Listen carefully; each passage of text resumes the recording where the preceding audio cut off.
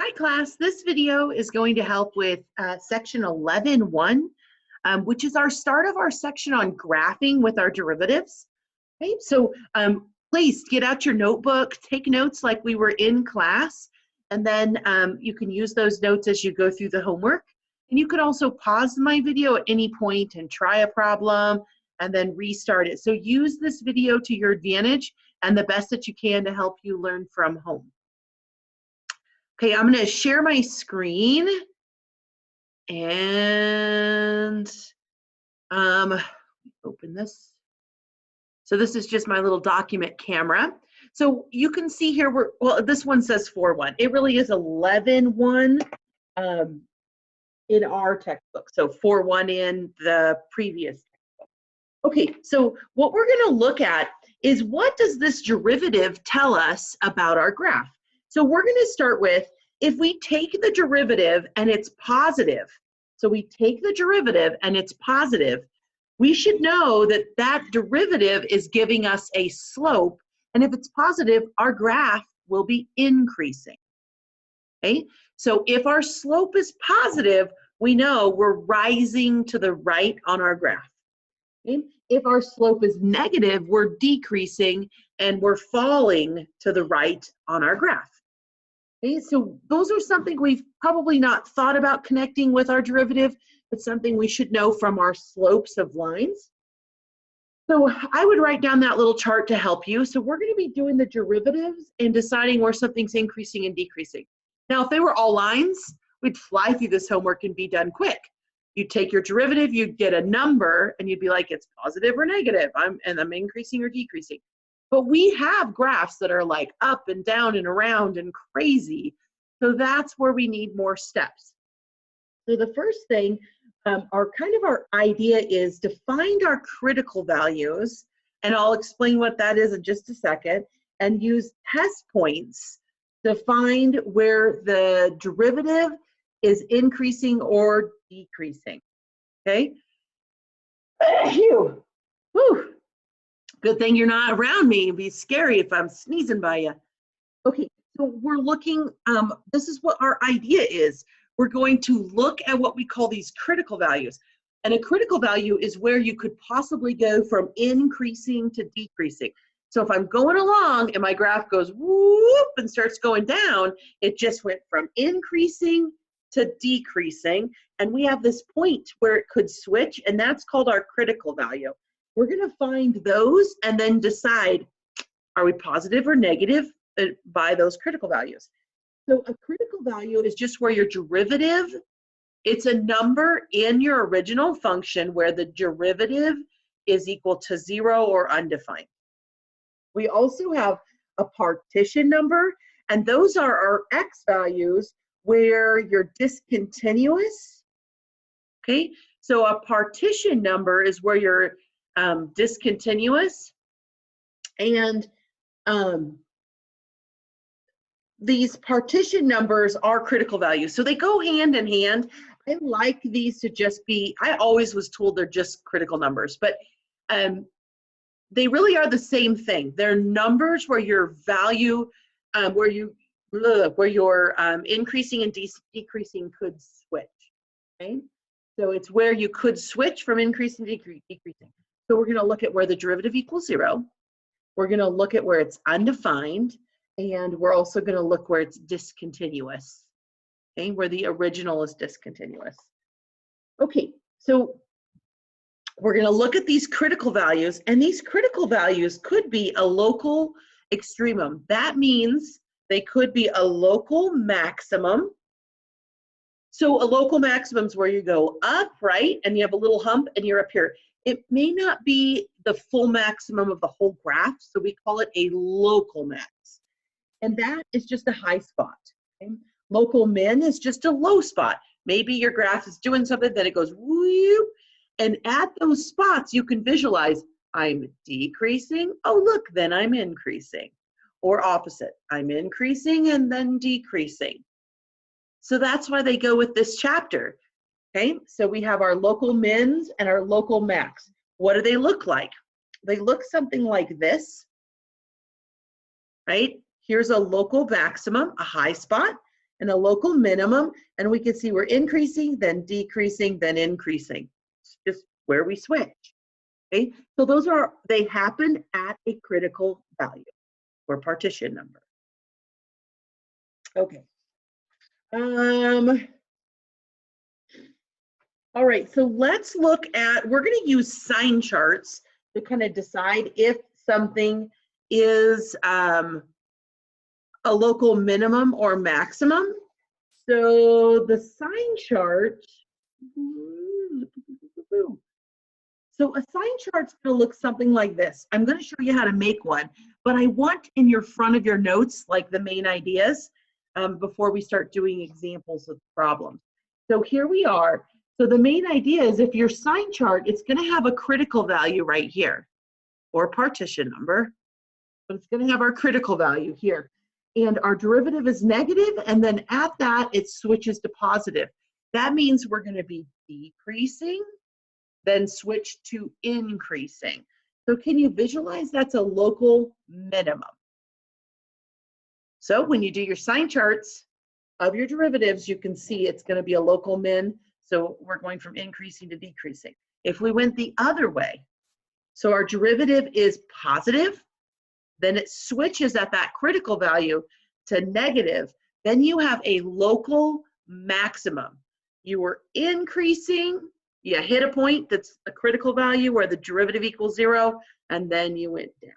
Okay, so you will have to define where it's increasing and decreasing from a sign chart. So that's just where it's positive or negative. And you'll have to decide if a critical value is a max or a min. So if it switches from positive to negative or negative to positive, then it is a max or a min. Okay, so let's look at a couple examples.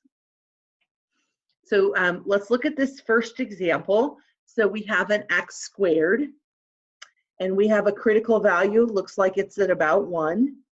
And if we did our sign chart, we would be going decreasing because it's going down to the right, stops at our critical value, and that is a 0 at our critical value.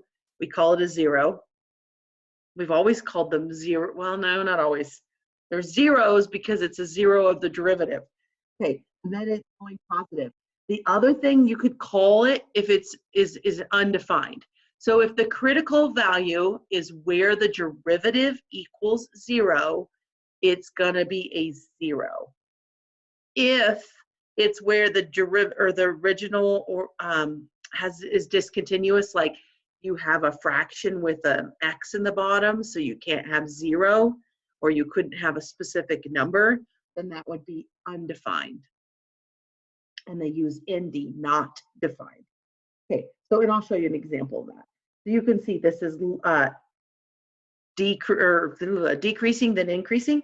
Now this one's increasing then decreasing, so it has a local max, so local min, local max at that specific critical value. So if we looked at something like number 3 here, this is kind of like an x to the 3rd. We're going up, and then we have a critical value, but we keep going up. That C value, that critical value, doesn't switch from increasing to decreasing. We're increasing because we're going up to the right to our critical value, and then we continue increasing. So this value is just constantly increasing. So it doesn't have a local extremum. Okay, over here, same idea, we're just decreasing across everything. So it's negative, negative for all of our derivative. Everywhere our derivative would be negative. And so it is not a local extremum. Okay, so my next example, I don't think you can see. Yeah, that gives a glare. Hold on, let me take this out of my. Okay, so my next example is if I go to a point. We've talked about this like very little. Okay, so if I go to a point like this, we said you can't take a derivative at a point like that. So it is a not defined because we can't draw a tangent line. Like where would we draw it? Okay, if I picked a spot over here, I could easily draw my tangent line. it would be straight touching one spot. But when we come down like that, we can't do a derivative. So that's what I mean by not defined. Okay, we're not defined at that spot for our derivative. So our derivative is decreasing to our not defined, our critical point, and then we're going to be increasing. Okay, so it is a local minimum, even though it looks different than we're used to. Okay, we don't care if it's a 0 or not defined, it's still a local minimum. Okay, over here we could have a not defined spot from having a value in our denominator that we couldn't be at that value. So this one is decreasing, and then we're not defined and then decreasing as well, and no local extreme. So here's a couple different examples here. So that ND means not defined. So in your example button, you'll see the 0 and not defined. And you're like, okay, a 0 is where the derivative equals 0. Not defined is where there's no derivative. Not defined. Okay, let's look at our first example of some harder ones. And I am going to use Desmos to show you a graph. Okay, right? The point is that you find where it's increasing or decreasing without looking at a graph. But I want you to be able to connect them as you start to learn this idea. So let's look at this first example here. So what if I have f of x equals x to the third minus 6x squared plus 9x plus 1? I want to find, the first thing I want to do is find my partition and my critical values. So part A is going to ask to find your critical values. Okay, so how do we find these? We looked already at graphs that it had them and stuff, so we haven't had to find them. We're going to do the derivative and where it equals 0. That will help us find them. So we're going to find where the derivative equals 0. That's the idea. Okay, so what is the derivative of this function? And this is going to bring in all those derivative rules we've been learning. So this one is just a power rule, so we bring down the 3. So we have 3x squared. Okay, 2 times the 6 is going to give me, I wrote it down wrong over here, but 2 times the 6 is going to give me 12x to the first. And then we'll just have plus the 9, losing the x, and the 1 goes to 0. So this is our derivative. So then we're going to go over here. We're going to think, well, where does this equal 0? This is going to bring out our algebra skills. Well, we're going to need to find the zeros of a function. So we can do that by factoring. We can do that by the quadratic formula because we have an x squared. This one I think will factor. Let's start by taking out the 3 out of all of them just to make the numbers easier. So this would be 4x plus 3. Yeah, this one will factor. So we're going to have our 3 here, then we're going to do our 2 parentheses. So x times x, and then what values for 3, we are positive 3, would make a negative 4. It would have to be 3 times 1, and if both of those are negative, they will times to a positive 3, but add to a negative 4. So we will have a negative 3 in here and a negative 1. Factoring rules. You can always go to Khan Academy and practice those factoring, or Google if you're stuck on the factoring. It's definitely taught in that 930 and the 1400 class. Okay, so what are we going to find still? We're going to find where this equals 0 and this equals 0 because the 3 doesn't have an x, so it isn't going to factor into making where it equals 0. So if we had a 3 here, that would make 0. 0 times all these others would be 0. If I had a 1, 0 times everything would be 0. So x is equal to 3 and 1. Okay, those are our critical numbers. All right, So part B is going to be to make this sign chart.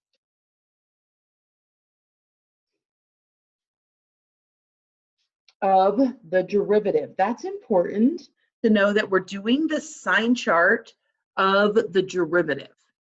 Okay, so what are we going to do here? All right, well, let's do a little line here. And we have the value of 1 and we have the value of 3. These two numbers are where we could possibly switch from increasing to decreasing. And we know we're going to do this of the derivative. Okay, so of the derivative. So what we are going to do is we're going to do test numbers in each category to decide if it's positive or negative in each of these categories. So if I look at the category below 1, well, I'd like to use 0. So I'm going to use x equals 0, and I have to put this into the derivative.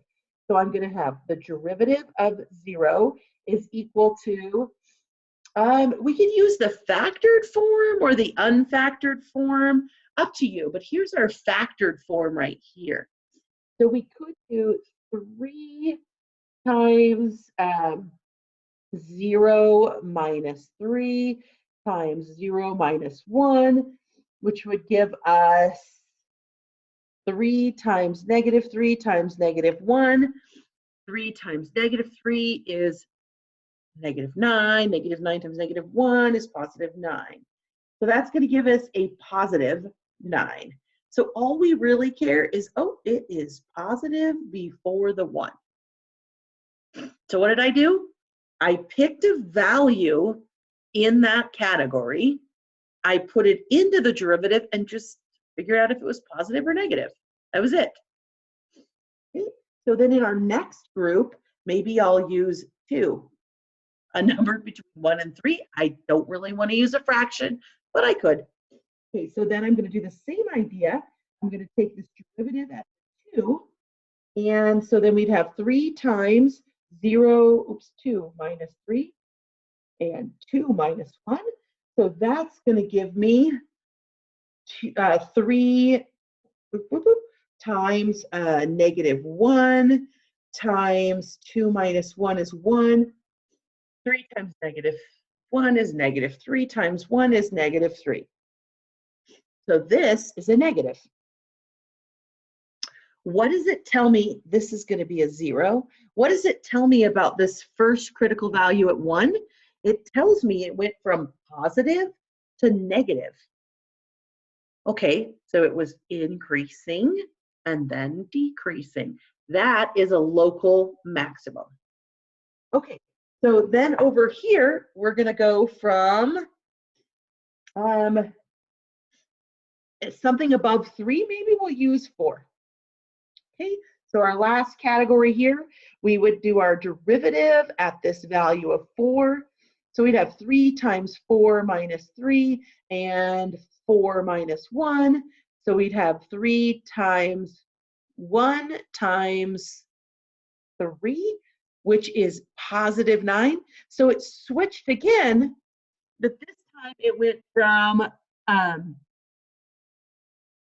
decreasing to increasing. So decreasing to increasing. So this one right here is a local min, and this one here is a local max.